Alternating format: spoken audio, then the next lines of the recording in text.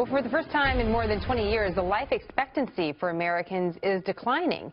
And scientists believe a wide range of health problems are to blame, and one of them is this issue with heart disease. Heart disease is the #1 killer of women. It's a fact that's not very well known. People think of heart disease as a man's killer, but it kills 8.6 million women each year. That's 15 women a minute. I think the problem is the fact that we're a nation of obese people, and when you're obese, it puts you at risk for diabetes, high blood pressure, and ultimately heart disease.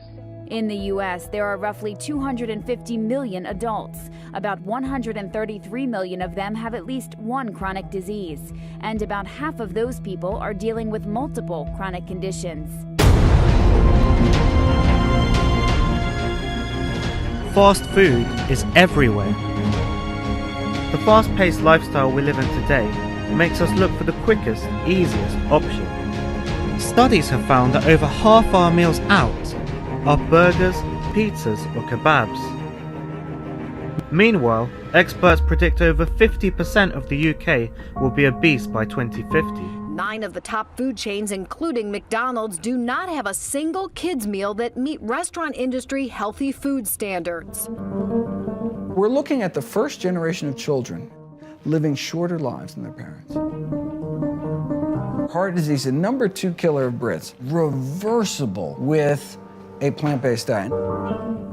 We had the cure, yet hundreds of thousands of people continue to die.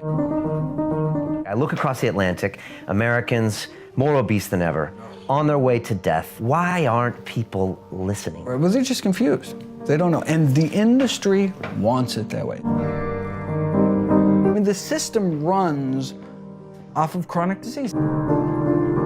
How many billions of dollars corporations are going to save because life expectancy is dropping for the first time in the States? Talk about perverse financial incentive.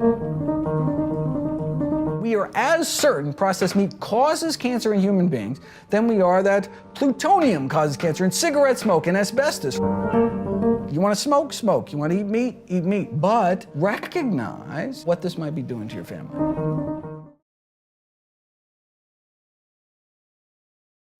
The #1 cause of death and disability among Britons is the British diet.